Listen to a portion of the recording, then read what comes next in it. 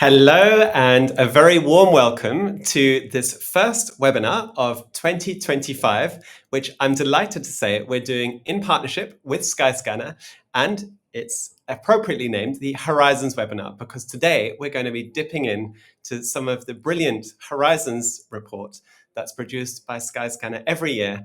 And here at the Digital Tourism Think Tank, we are very proud to be partnering with Skyscanner. So just a quick intro to myself. I'm Nick, and I'm the founder of the Digital Tourism Think Tank. And we'll be doing quite a number of these webinars throughout 2025. So be sure to sign up to our mailing list, follow us on LinkedIn, and stay tuned for future live events. But today, we're going to be deep diving on some of those insights. And I'm delighted to invite Zainab from Skyscanner to join me. Zainab, we have known each other for some time now, and it's been a real pleasure getting to know you over the last few years, where you've made such an amazing contribution to the digital tourism think tank community, sharing some brilliant insights. And I think just being someone who's truly inspirational and can really help many of our destination members and clients and partners to navigate some of the complexities. So I'm really pleased to have you join us. Maybe before we jump in, tell us a little bit about what we can expect from today's webinar. Perfect. Thank you so much, Nick, for those kind words. And likewise, it's been a true pleasure working with you across the last couple of years, doing these webinars together and all the events that we hold in different tourism fairs around the world as well. So thanks again. And really great to be a part of this morning and afternoon for everyone as well who's joining from different regions. So I'm Zainab, and I'm head of destination marketing for the EMEA region at Skyscanner. I've been with Skyscanner for about 9.5 years now, and predominantly our teams are working with tourism boards globally to ensure that we are promoting the destinations in a way that's innovative, in a way that's efficient for them as well, and in a way that we're showcasing the off the beaten track places within destinations as well. So it's a true pleasure to be here today. Thank you, Zainab. And maybe before we jump in, I think it's always nice to start with a little fun fact. So tell us a little fun fact about Skyscanner. What's one of those kind of interesting insights that people might be a little bit surprised to learn about that only someone at Skyscanner perhaps knows? Yes, absolutely. And this fun fact, I think a lot of you will be hearing about this this year as well, because one of the things that we talk about at Skyscanner is our user base and user numbers in different sort of regions and countries as well. So the fun fact of today that I wanted to share was that India as a market has surpassed our other markets in terms of user base as well.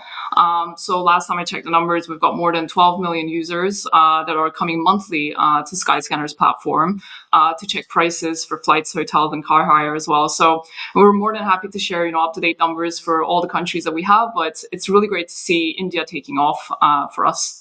It's incredible, actually, to see how I remember Skyscanner from, I think, 15 years ago, right at the very beginning. And I was actually writing a travel column and somebody tipped me off. It was like a hidden gem. But of Yeah. course, things are looking quite different today. So Yes. it's really impressive to see how you've managed to dominate the Indian market and become a household name there. Well, you're going to share lots of insights, so we won't take any time away from that. Just for the audience watching, if you do want to ask a question to Zainab, or you have perhaps something stands out to you in the research and insights shared, you can use the Q&A if you're watching on our site on thinkdigital.travel. If you're on LinkedIn, you can use the comments thread.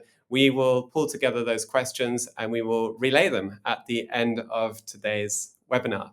But for now, I'm going to hand over to you, Zainab, to take us through your insights, and I look forward to that discussion at the end.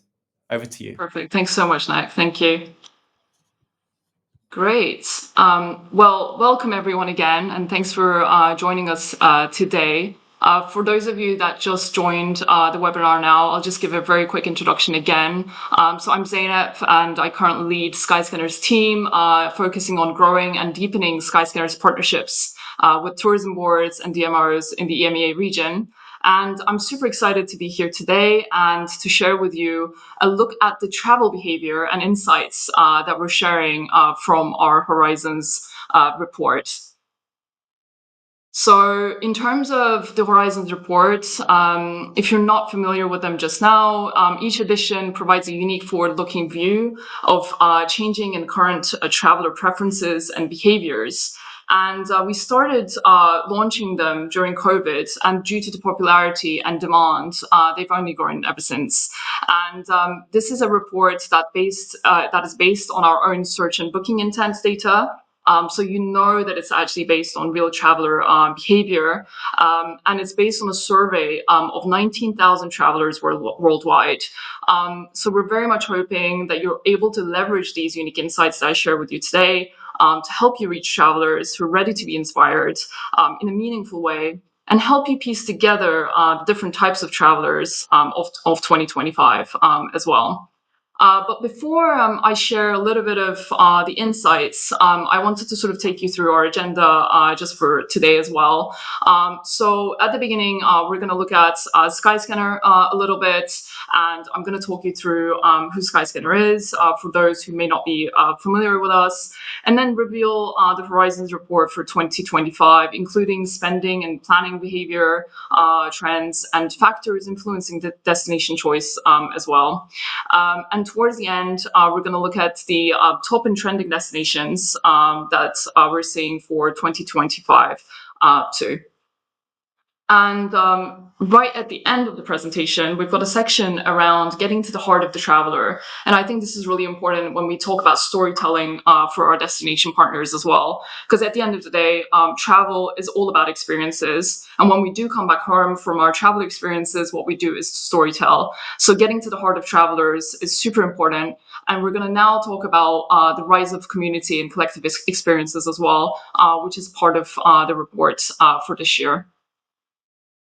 So moving on to who Skyscanner is. So I thought I'd share a little bit more about Skyscanner and who we are just at the beginning. So we are a marketplace in terms of travel in the areas of flights, hotels, and car hire, and the world leading one at that in terms of making sure that we have our unique users coming onto our site and trusting us every time that they want to book their next trip of a lifetime.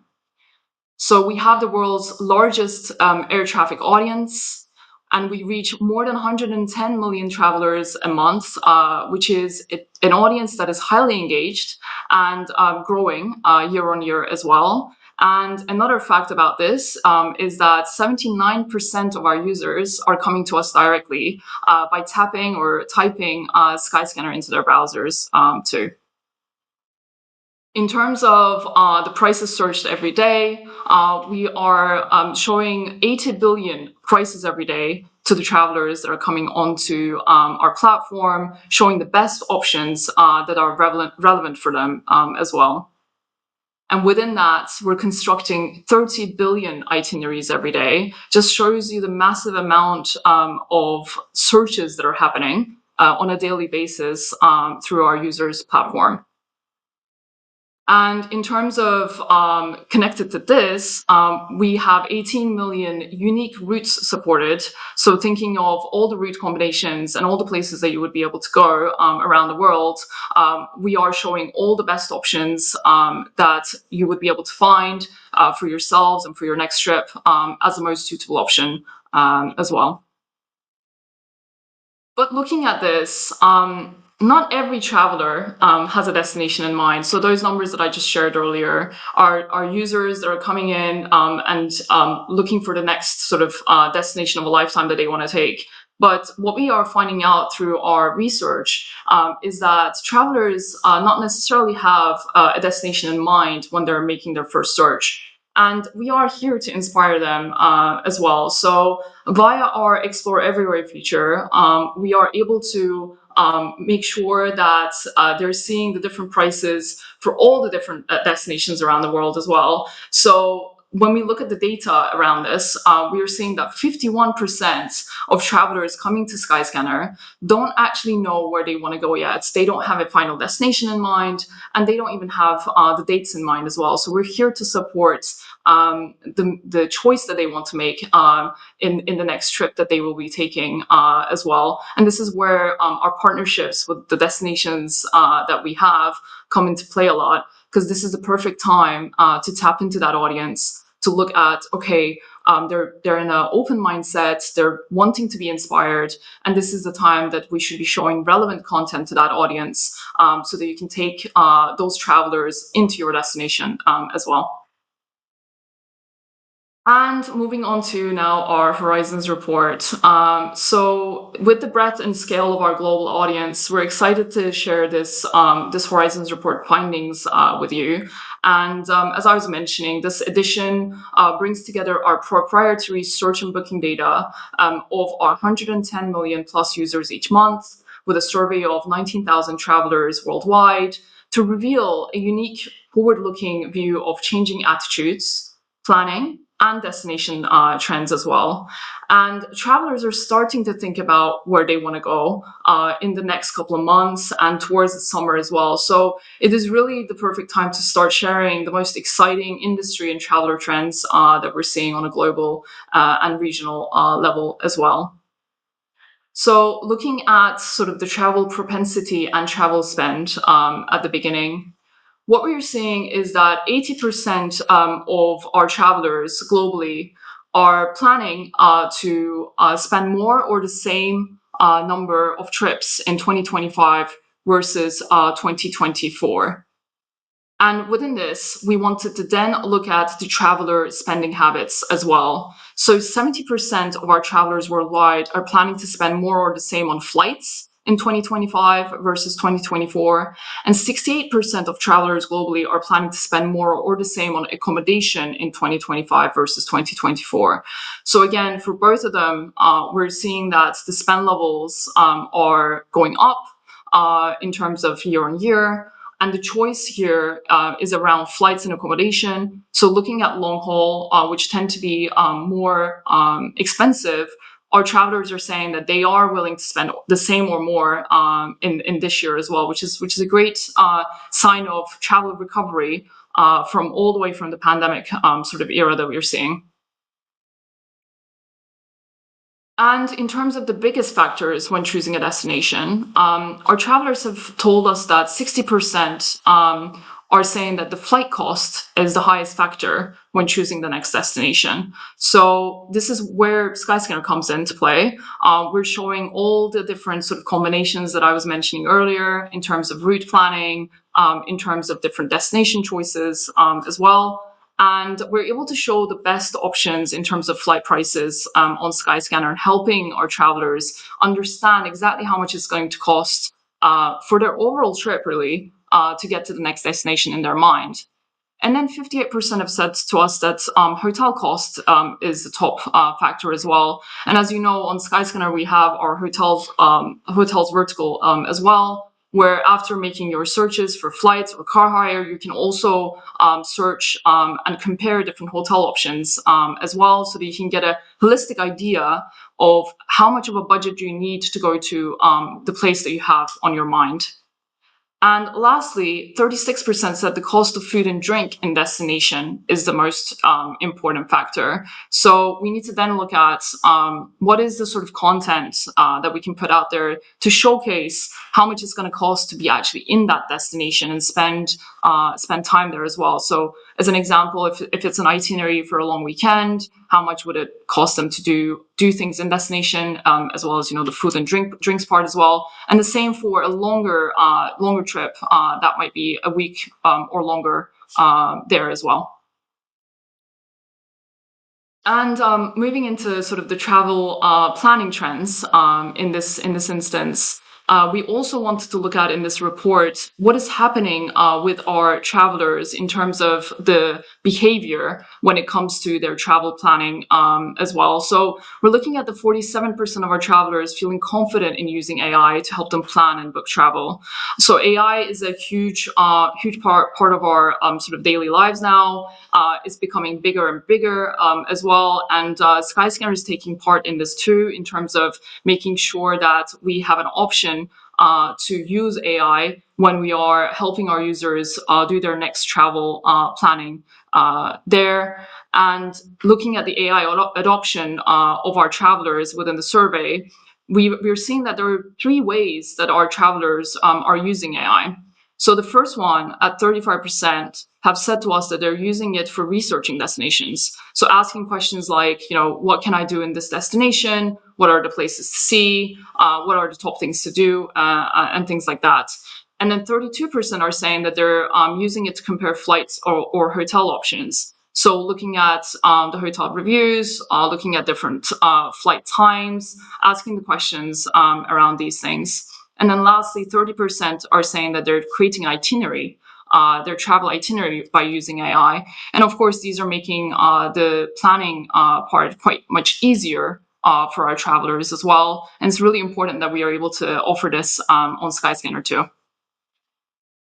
And this is where exactly our Savvy Search comes into play. So this is a new feature in Skyscanner app in terms of generative AI, and it's powered in terms of a search tool that we're calling Savvy Search that now allows travelers to search for destinations and discover new places and to become inspired for travel as well using natural language. So we're very happy that we're able to showcase this to our travelers and help them plan their next trip.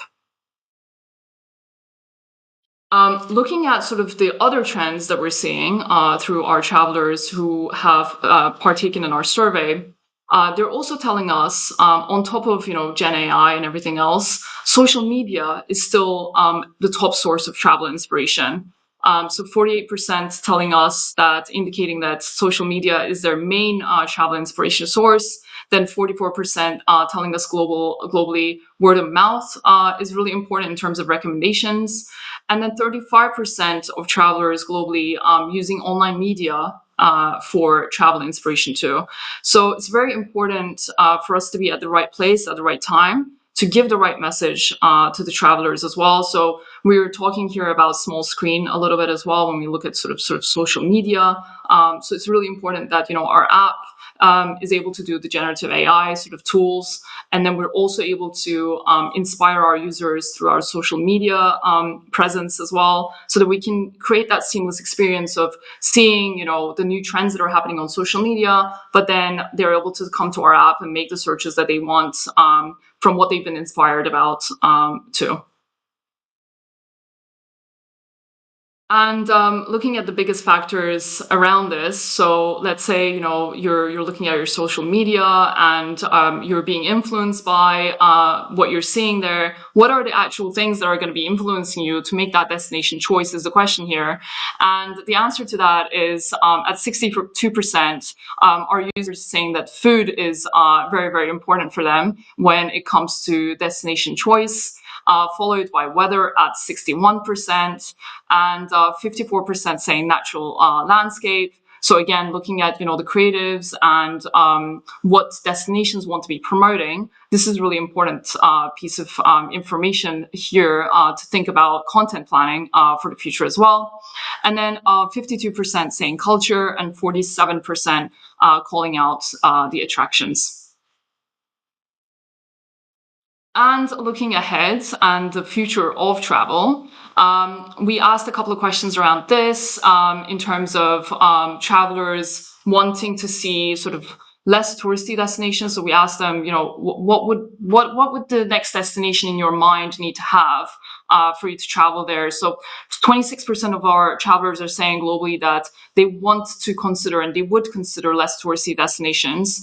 And another 26% have also said that they're trying to make a positive impact when they're choosing that next destination as well. So at the beginning, I was talking a little bit about off the beaten track sort of destinations too. And this is where it comes into play. So with our destination partners, we're talking about how do we enable that geographical dispersal of the travelers that are searching for these destinations? How do we make sure that their itinerary involves different places that are not just the hotspots of any country or any of the cities? How do we get our travelers to learn more about these off the beaten track sort of places that are sort of maybe on the outskirts of cities and places as well? So again, thinking about the content planning and marketing around this, it's really important that we harness everything together around looking at the food and drinks parts that I was mentioning before, which is a high influencing factor, and putting that together with the less touristy places and off the beaten track as well. And what are then the top considerations when choosing lesser known destinations? So our travelers are saying that they would consider it, but they need to have some considerations in place when they are wanting to go to off the beaten track places. So first of all, 50% of the travelers globally identified safety concerns because these places are not well known yet. So how do we make sure that we bust some of these myths that might be happening around some of these destinations? So talking to that 50% of our travelers, what are the sort of different points that we need to raise in our content, and then put that out there when our users are searching for those destinations. And then 32% of our travelers saying that identifying and understanding where to go is a top consideration. And this is where the explanation and descriptions and the descriptors of those destinations become top of mind. And then lastly, the 30% of our travelers globally also said that they don't have the confidence that there would be enough to do there. And again, this could be a myth-busting sort of content around some of those destinations as well, because there are many things to do in off the beaten track places as well as the hotspots. So how do we make sure that we balance sort of the content here to ensure that our travelers are understanding what different destinations have on offer as well? And now moving on to sort of the trending destinations. So here we're going to talk about regionally what are the different trending destinations that we're seeing through our data, and how are we sort of surfacing that as well to all of our destination partners, but also to our travelers too on our platform. So I'll be taking you through all of the regions one by one, and we're going to be looking at two different data points per region as well. So the first data point that I'll take you through is EMEA, and we're seeing that EMEA travelers are searching for hidden gems. So here on the slide, we're looking at the top trending destinations year on year on a percentage basis for our EMEA travelers. So as you can see, we've got Morocco, we've got two destinations in India, Malaysia, and then also Turks and Caicos as well. And you can see the huge percentage increases that we're seeing year on year in terms of the search demand of flights search demand that we're seeing into these destinations. So it's really great to see a mix of destinations for our EMEA travelers that they're searching for. And mostly these are long haul destinations that we're seeing as well. And it kind of ties really well back into the first couple of slides where I was talking about travelers are willing to spend the same or more when they're searching for their next destination as well. And moving on to the second part of the data point here, we're looking at the fact that EMEA travelers are exploring their own backyards as well at the same time. In this data point, we're looking at the volume of searches that are happening from EMEA travelers as well. So the first one was the year-on-year increase that we're seeing. So we're seeing Morocco rising year on year, but on this slide, what we're seeing is that the absolute volume of the searches are remaining to be the short haul sort of destinations. However, what's interesting for EMEA is that at number 1, you are seeing Explore Everywhere. So that is our everywhere function where you can come into Skyscanner and search for everywhere and see from your origin destination to all of the destinations around the world and search for flight prices all at once. So again, that 51% of users not knowing where to go, this is exactly those users. And this is where we're then talking to our destination partners to say, how do you want to tap into that audience to make sure that they know about your destination, because they're very much open-minded at this point and haven't made a decision yet. So that's at number 1 at the EMEA. So there is a huge potential here for EMEA travelers to be influenced by different sort of content that we put out there. And then in terms of number 2, we've got London, number 3, Barcelona, 4, Paris, and then 5, Milan. So yes, EMEA travelers are exploring their own backyards. But again, at number 1, we've got that undecided traveler to tap into as well. And then moving on to Americas, we're going to be looking at this the same way. First of all, the year-on-year percentage increase, and then the absolute number. So the first one with Americas travelers, they're looking for smaller destinations. So looking at that year-on-year percentage increase, we're seeing Tulum in Mexico. We're seeing São José dos Campos in Brazil. Again, Turks and Caicos has come up here for Americas travelers too. Krabi in Thailand, and Quepos in Costa Rica as well. So they're looking for smaller destinations. It's very interesting that these destinations are increasing year on year. They're making sure that they're talking to their travelers, making sure that they're explaining what the destination has on offer as well. And then in the other sort of data point around the volume of America's travelers searching for destinations, we're seeing that they're wanting to explore the biggest cities in terms of the volume of searches that we're looking at. So again, similar to the EMEA travelers, we're seeing Explore Everywhere at number 1. So a huge audience here from our America's audience, which is growing exponentially as well year on year. We're seeing that they're open for inspiration. So any destination that's looking for more of the America's traveler to come to their destination, Skyscanner has a huge user base that they can tap into where those users have not decided where they want to go yet. And then at number 2, we've got Sao Paulo, then New York, and Rio de Janeiro. So we've got 2 Brazilian sort of cities there, and then also Madrid in Spain.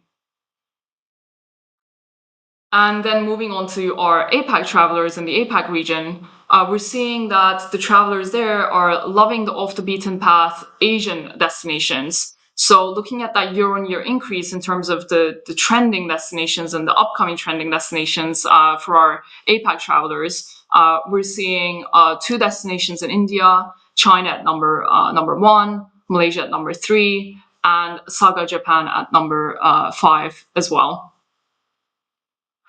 And then looking again at the volume of searches, the absolute volume of searches that we're seeing from our APAC travelers, they're wanting to go away to big cities across Asia, very similar to the trend that we saw in Americas. So smaller destinations at the beginning in terms of the trending destinations, then sort of the bigger cities for the volume. And then again, same for the APAC travelers as well here. And at number 1, we've got Seoul in South Korea. At number 2, we've got Explore Everywhere. So again, a huge number of users looking to be inspired for their next trip.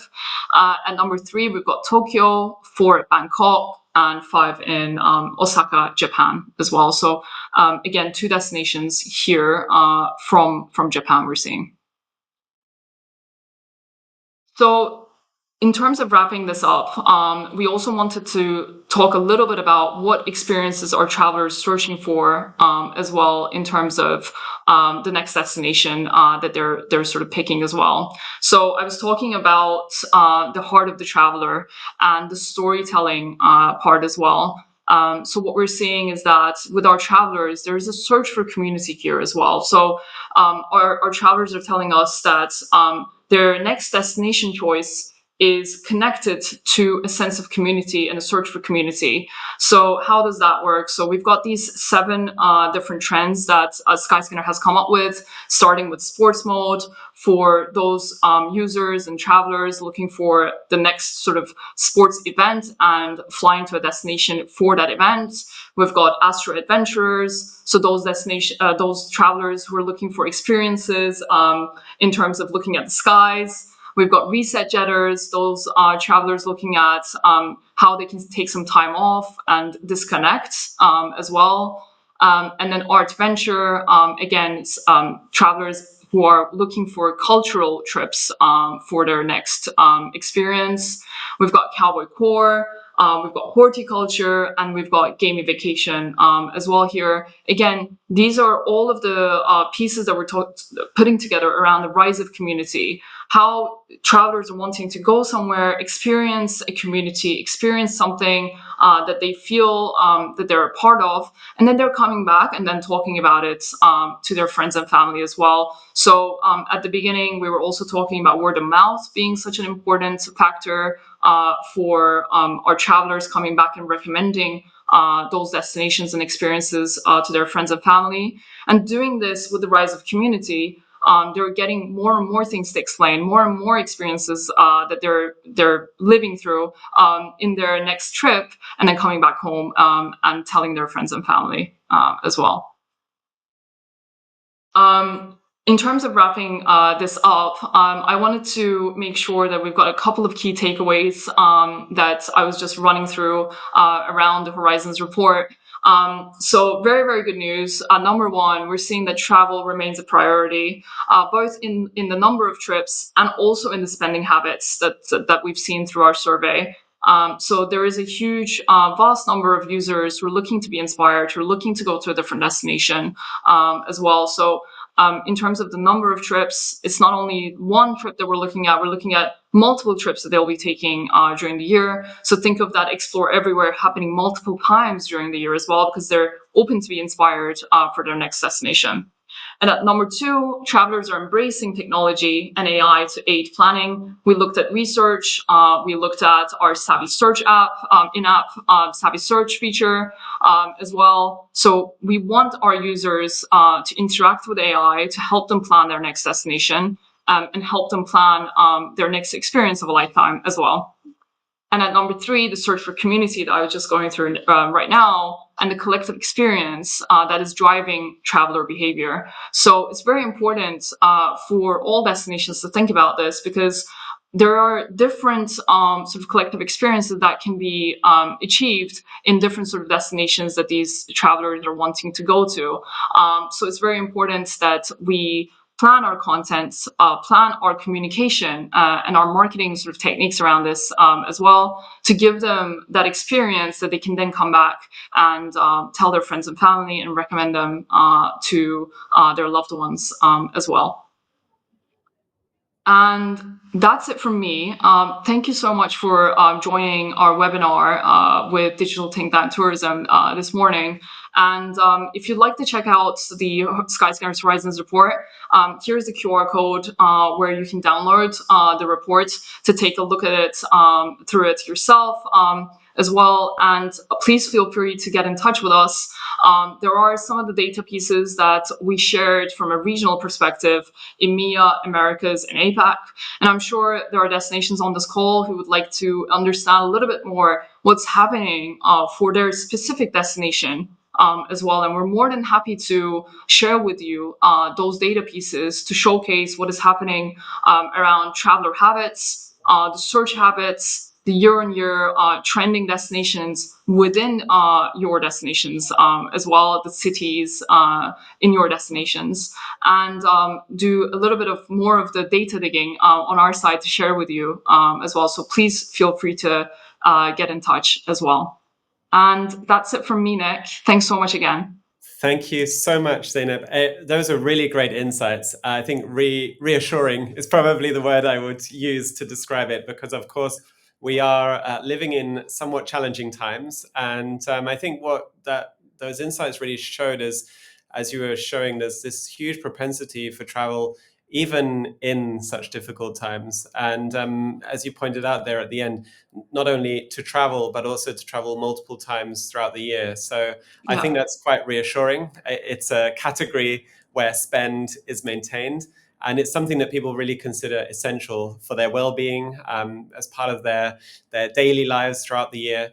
And so I think it's a really reassuring picture that you showed there. I think one of the other things that really stood out for me is this: you touched on values and the willingness or interest from consumers in sustainable travel. And I think you really touched on that in an interesting way, that it's also up to us to make sure they're aware of those different values that are really part of the destination.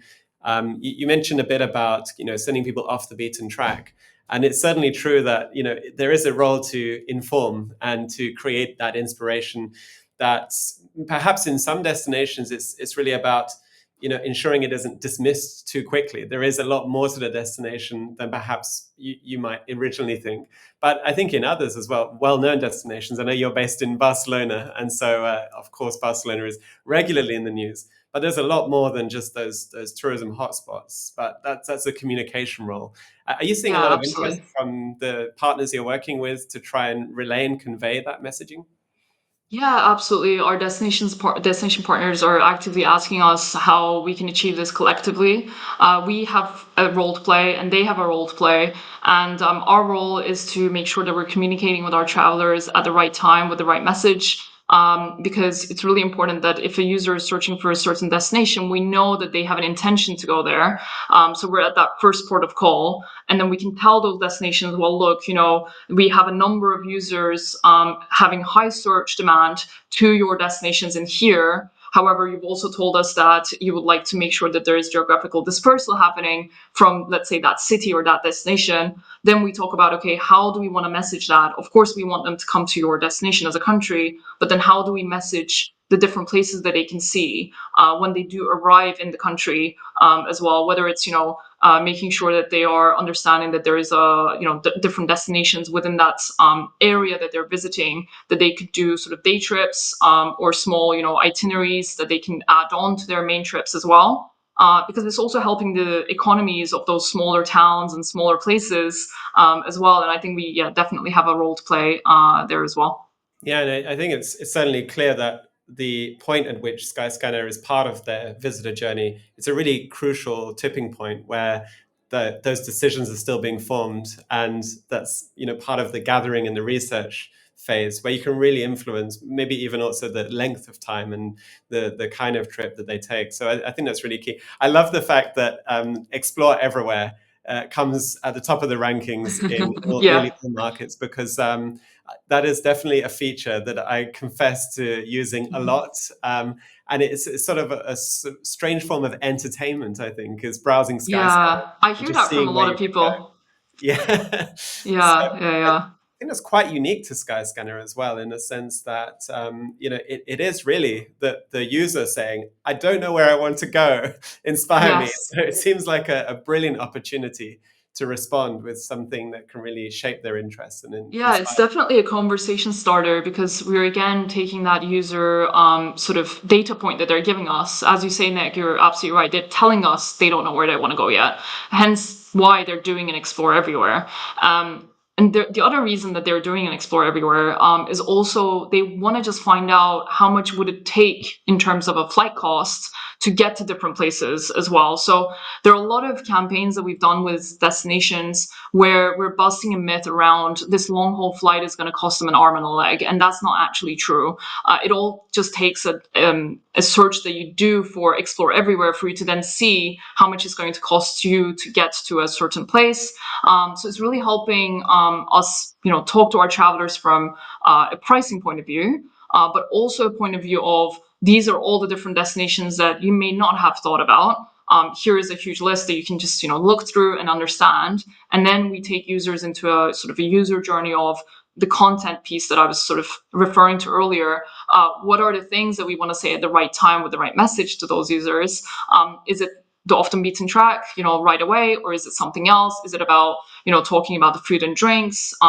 the cost of staying in the destination, and those are all the things that we then discuss with our partners to understand what are their needs and objectives as well. Yeah, and of course that's also key to perhaps addressing to some extent seasonality, where of course the more price attractive destinations are going to be in the shoulder seasons and in the low seasons. So it's Hmm. also really showing the affordability of some destinations, which are perhaps not always affordable all year round. So I think that's really Yeah, interesting. yeah, Maybe definitely. we'll jump into some of the questions we received, and just to say for anyone watching on the live stream, if you don't see the Q&A, maybe just refresh your browser. It should show up. So this is one little hack if you're not seeing it. But let's jump into the questions. So we have a question that came in the middle of the talk where somebody asked how much AI is shaping the way travelers search and book trips on Skyscanner. That's something you touched on a couple of times. And of course, you've delved into the world of AI. What are you seeing in these Yeah. early days? Yeah, absolutely. So in terms of our Savvy Search sort of feature, this is right now only available in English language, and it's in sort of testing mode, and we're putting this out in more and more sort of markets as we speak. So we're in that test mode right now. We're learning as we go along, and we're optimizing as we go along. So I would say that we're in early days to be able to sort of give figures and facts around how it's shaping it in totality. But what I can say is that there is definitely engagement on our Savvy Search tool, and it is helping our users to find that tool in Skyscanner whilst they're in our app making those searches, and this is just only helping them go that further step to find more different pieces of content, pieces of information as they're in that search mode too. And this can be used in combination with a lot of things. So we have to think about the user experience here. So when a user is sitting and looking at our app, what are the different things that they can be doing in one session, in one sitting? So it could be that they're doing an explore everywhere search that we're seeing, we're talking about, and then they're seeing a couple of different destinations that they may not have thought about before. They can then come back and use our Savvy Search tool and ask questions about that destination as well, and start that conversation. So it becomes more of a conversational piece in terms of the travel planning phase of the user journey. Yeah, and it certainly seems that the use of AI in the Savvy search is really tapping further into that undecided traveler. And you mentioned in Mhm. your presentation about the search for community. It's really a very interesting one because destinations are often very active in bringing events and festivals, supporting, co-funding, or just getting behind them. And these are huge drivers for Yeah, visitation in times when perhaps it's out of season. And I think this just kind of speaks to that even further. The fact that we can use natural language to say what we want rather than yeah, predefined dates and destination fields, which of course is normal. yes, That really kind of says, well, if I want to say I'm passionate about art or I love this kind of music, increasingly we're able to communicate that and see what could respond to that. So I guess it would yeah. be really interesting to see where that goes and kind of how we can really bring out those interests in how people search and discover destinations. Yeah, yeah, and it's really important that we're doing this now in terms of the testing and optimization, because we can only learn with the user interaction of the tools that we have to understand what is the next step that we need to take in terms of making that tool better for our users too. Yeah, I'm looking forward to seeing what exactly people are searching for there. I guess that's something Yeah, you'll be able to share further down the line. We've also absolutely. got another question about what are some of the most surprising insights or shifts in customer patterns compared to previous years. So, how would you say you've seen Horizons evolve over the last few years? I think the evolution that we're mainly seeing is that users are wanting to see new places and new destinations. So, looking at the off the beaten track sort of question that we had in the survey, we had quite a high percentage of users wanting to see off the beaten track destinations in their next trips. So I think that's a really important one that we shouldn't miss when we are talking about what kind of communication sort of techniques we're going to be using in the next couple of years to make sure that those destinations get a voice as well. So I think that part is really interesting. Another interesting part is the flight cost being a top factor. I think that's, I mean, it is true that is the first thing that user looks at, right? How do I get to this destination? So Skyscanner playing a role in this area and still being, the top player in this area is really important for us. Making sure that we come back to our travelers with all of the price options, so that they trust us to come back time and time again to our platform to do those searches is really important as well. And I think another shift is the right message at the right time. So when we look at the campaigns that we do with our destination partners, we're seeing very high engagement. So and that's testament to our targeting capabilities that we have on Skyscanner. So we're using all of the data that I was just sharing this morning to harness sort of audience segments based on past user behavior and search intent. Then we're talking to those users about what else would they be interested in.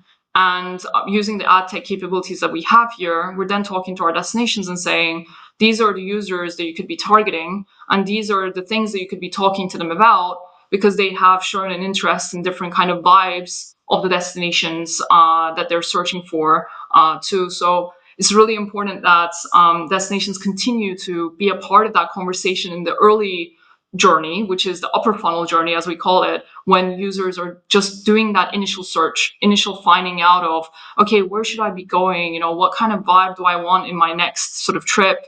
Do I want, winter sun, or do I want something else? Do I want a more cultural trip? And having that data is very, very powerful. And us sharing that data with our partners is also very powerful. But on top of that, making sure that we invest in our ad tech capabilities that is then able to do sort of these optimizations, A/B testing with different creatives and things like that is also really, really useful and important for us as well. So in terms of shifts and trends, I think users are actually liking the content that they're seeing that is being promoted and put in front of them when they've done their past searches, because we're actually targeting them with very relevant sort of campaigns and relevant destinations that they might be interested in too. So Yeah, great. And we've got a couple of questions about that, actually. Somebody asked if you can share more specific to their destination. And we've also just got another question, which was somebody, I think the 7 collective experiences really sparked some interest there. So are you able sure. to go into a little bit more depth, or kind of relay what that looks like on a destination level? Yeah, absolutely. So, firstly, we can of course share more data per destination. So, please just drop us a line, and we can, dig into what kind of data we're seeing for your specific country or specific city or region, and we can look at that holistically from a global sort of perspective as to who's searching for your destination and when they're searching for. One of the very important pieces of data that we share with our partners is also our lead time to search. So that really helps our destination partners to plan when they should be doing their marketing activities. So if the users are searching, let's say 90 days before, then you should be, launching your campaign at least 3 to 4 months before, for you to then affect, travel coming into your destination, let's say during the summer. So these are just some of the things that we will be able to share. And then secondly, on the topic of the trends that I shared, the 7 of them, we actually have separate reports for every single trend. So every trend has a couple of different destinations attached to it. And again, something that we can share with everyone as well after this. So those destinations have been picked by our trending destinations data, as well as our industry partners that we are partnered up with to see, okay, what are those trending destinations in terms of, let's say, the sports mode. Again, let's take the example of Bahrain with the F1. Have we seen that grow year on year in terms of the ticket sales that is happening to F1? Have we seen that year on year grow in terms of the searches that are happening to Bahrain as a destination? And then how is that affecting the destination itself in terms of overall halo effect and brand uplift as well? So definitely something that we can share. We've got different destinations for all of the different trends, and those trends are different per market as well. So it's a very, very in-depth report that can be accessed through our partner's website on Skyscanner. That's great. And indeed, you actually have some great insights there. I mean, we've had a good look ourselves, and I think this is a treasure trove for destinations. But of course, a big part of getting those insights is really partnership and working really strategically, long term as well. You mentioned the lead time to booking. You don't want to just capture people at that last moment where they perhaps almost decided, but they can be persuaded, but Yeah. also help shape that interest in the first place. We're nearly out of time, so perhaps just to wrap things up, and it's maybe a given for you and I, but maybe not for everybody watching. What does a typical partnership between Skyscanner and a destination look like? Tell us how you work with destinations. Yeah, absolutely. So all of our global teams, we work with the premise of becoming a trusted partner to all of our destination partners. So sharing these pieces of data for us is a daily given. So we firstly sit down with all of our destination partners to understand their needs. And their challenges and their objectives for the year. So, firstly, we would love to hear from them and hear from all of you here as well on the webinar to better understand what is it that you would like to achieve in the next 6 to 12 months.